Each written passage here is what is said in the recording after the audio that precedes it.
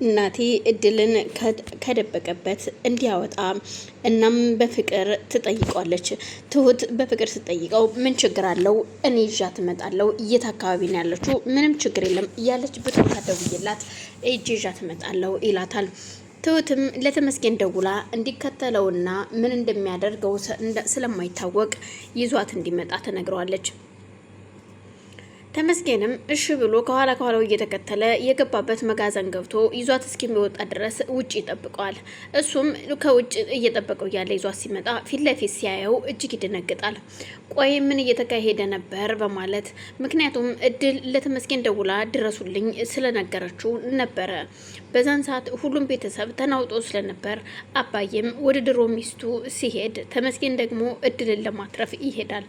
ተመስገን የአባዬ ሚስት እንድትገኝ አይፈልግም። ምክንያቱም ትሁትን በእጁ አስገብቶ እንደገና ደግሞ እችን የአባዬን ሚስት ደብቆ እናቱ እና አባዬ እንዲጋቡ አብረው እንዲኖሩ ይፈልጋል። ይሄ የእሱና የእናቱ ሴራ ስለነበረ ማንም እያቅብኛል ብሎ አላሰበም።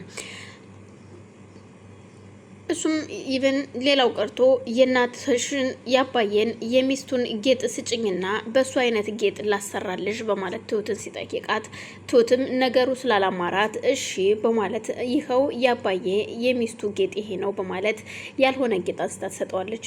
እሱም ደስ ብሎት እየፈነጠዘ ነበር ወደነ እድል ጋር ሄደው እድልም ሲሰጣት ይኸው አግኝቼልሻለሁ ብሎ በጧት ሄዶ ሲሰጣት እንደዚህ አይነት እንዳልሆነና በክር እንደሆነ ስትነግረው ይደነግጣል።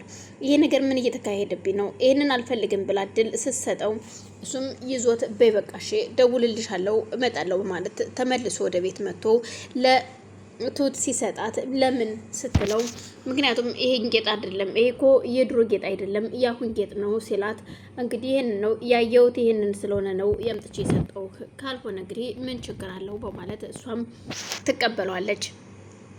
ትሁት አሁን ላይ የነቃች ይመስላል። ተመስገን ችላ ስላላት ደግሞ ተመስገን ለምን ችላለኝ? ለምንድነው ሽማግሌ ይላክ እንኳን ለምን ዝም ይለኛል? በማለት ግራ ተጋብታለች። ነገር ቢላትም ተመስገን አሁን ላይ ነገሮችን ተወት አድርጎ የአባዬ ሚስት ላይ አድርጓል ፎከሱን። እናም እናቴም ሽማግሌ ልልክ ነው እያለ በአደባባይ ሲናገር እንደ በፊቱ ተመስገን ለምን ምን አግብቶክ ነው የሚል ክፉ ቃል ካንደበቱ አይወጣም። ግራ የተጋባችው ትሁት አሁን ላይ ግራ ብትጋባም አሁን እድልን ሊያገባት ይሆናል፣ እድልን ወዷት ይሆናል የሚል ደግሞ ክፉ እይታ እያየች ነው። እድልን ይዟት ሲመጣው እሱ አቅፏት ስለነበረ ለማስታወሻም ይሁን ለክፉ ነገር እንኳን ቢከሰት ይህንን ድርጊት እያደረገው እሱ ነው በማለት እድልን ይዟት እንደወጣ ፎቶና ቪዲዮ ቀርጿት ነበረ። እድልም ተመስገን ጋር ስትሄድ ይሄ እናቴም እነሱን ፎቶ ቀርጿቸዋል። ምክንያቱም ይሄም እናንተ ላይ ፎቶ ባነሳ ምን ችግር አለው በማለት ምንም ችግር የለውም አንሳ ብሎት ነበር። አባዬ ሚስቱን ይዞ ወደ ቤት ሲመጣ እሱም ደግሞ እድልን ይዟት እቤት ሄዳል። እድልን ይዟት እቤት ሲገባ ትሁት እዛው ቤት ውስጥ የተንጎራደረች ስለነበረ ሰላም ተባብለው ከገቡ በኋላ እንዴት ለምን እኔን እንደ በፊቱ ሰላም አይለኝም የሚለው ነገር ግራ አጋብቷታል። አሁን ላይ ነገሮች ሁሉ ተገልብጠው ወደ ተመስገን የምትገለበጥ ይመስላል። አሁን ላይ ትሁት እያየች ያለችው ነገር ግራ ጋብቷታል። ይሄንን ሰው ከማገባ ይልቅ ዳግምን ከአግብቼ ከመቃጠል አሁን ላይ ተመስገን ጋር ብታረቅ ለምን ዝም እንዳለኝ ግራ ገባኝ በማለት ነገሮችን ግራ እየተጋባች ብታብሰለስልም ቡና ስታቀራርብ እንኳን እድል ተነስታ ላግዝሽ ባለማለቷ ቅር ብሏታል። ቅር ብሏት ብቻ ሳይሆን ፍቅረኛዋ ሄዶ ጀበናውንም ስኒውንም ይዞ ሲመጣ ምን ነው የሴት እንግዳ እኮ የለውም ላግዝሽ እንኳን አይባልም ወይ? እኔስ ፍቅሬ አግዞኛል ምንም ችግር የለውም ላንቺ ብላኝ እንጂ ስትላት ይቅርታ ያው ምናልባት ካልፈለግሽ ብዬ እኮ ነው ዝም ያልኩሽ፣ አሁንም የሚሰራ ካለ እኔ ቡናውን ላፍላልሽ ስትላት እናም ደግሞ ማየ ደግሞ እኔ ያፈላሁትን ቡና በጣም ትወደዋለች እና ቡና ላፍላ ስትላት አይ አመሰግናለሁ አባዬም እኔ የማፈላውን ቡና ስለሚወድ እኔ ቡናውን የማፈላው ስትላት እሺ ይቅርታ በማለት እድልም ዝምቷን ትሰብራለች።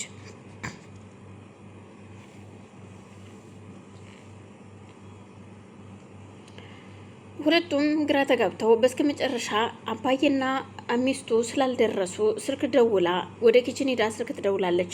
ስልክ ስትደውል አባዬ ይደርሳችኋል ስትለው እየመጣን ነው፣ ምግብም ሁሉንም ነገር አቀራርበሽ ጠብቂኝ ይላታል። እሺ በማለት በቃ እሺ ብላ ወደ ሳሎን ተመልሳ ትሄድና እና አባዬ እየመጡ ነው፣ ስለዚህ አሁን ቡናውም እየደረሰ ነው፣ ምሳም እየደረሰ ነው፣ እነሱን ጠብቀን ሁሉንም ቡናውንም ምግቡንም እንበላለን ስትል እሺ ብለው ሁሉም ተሰባስበው ቁጭ ብለዋል። የሚጠብቁት የአባዬን መምጣት ነው።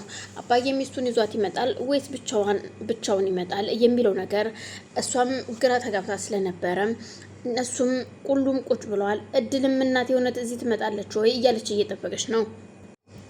ተመስገን አሁን ላይ ቆይ እቺ ልጅ ምን እያደረገች ምን እያሰበች ነው በማለት አሁን ሁሉም ሰው ግራ ቢጋባም እድል ተመስገንን በእምነት ቀርበዋለች።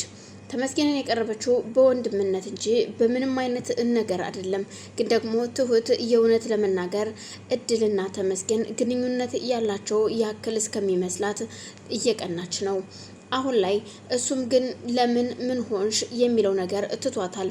የሆነ ጥያቄም ብትጠይቀውም አጭር መልስ ስለሚመልስላት ትሁት እጅግ እየተናደደች ነው በተመስገን።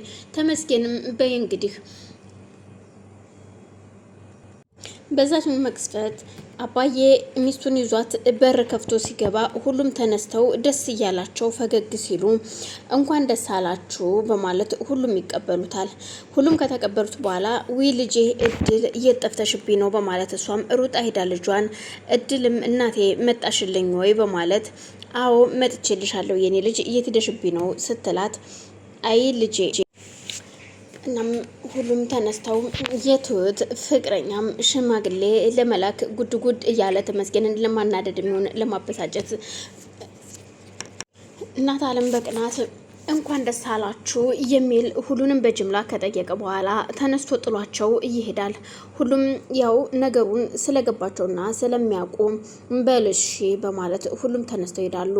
እሱም እንደወጣ ሁሉም ቁጭ ባሉበት ከደቂቃዎች በኋላ ለአባዬ ስልክ ይደወልና ወደ ሐዋሳ ለስራ ዛሬውኑ መምጣት እንዳለበት ሲነገረው ዛሬ ማለፍ አይችልም ወይ ቢልም እንኳን ከዛሬ ማለፍ እንደማይችል ይነገረዋል።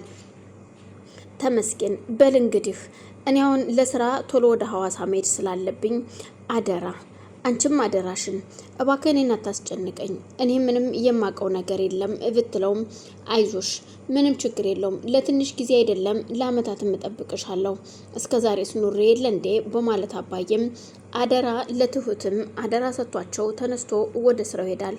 ተመስገን አብሬክ ልሂድ ቢለውም በፍጹም እቤት ያለው ነገር ስለሚበልጥ አንተ እነሱን ጠብቅልኝ አደራ ትለዋለች ይሉትና ተነስቶ ይሄዳል። አባዬም እነ ተመስገንም እዛው ቁጭ እንዳሉ በጣም ጥሩ ደስ የሚል ነገር ነው እያሉ ሁሉም በሉ አሁን እኔም ስለመሸ ወደ ቤት መሄድ አለብኝ በማለት ተነስቶ ቻው ብሏቸው ሲወጣ ትሁት ተከትለው ትወጣና እሺ በማለት በሩ ሊከፍት እሺ እንዴት ናችሁ በሉ እሺ ደህና ደሩ የምትፈልጉኝ ከሆነ እንድትደውሉልኝ ሲላት ትሁትን በጅምላ እነማን ናቸው በልሽ በሉሽ ደህና ሁኑ ችግር የለውም በማለት እሷም መልሳ እሱ በተናገረኝ አማርኛ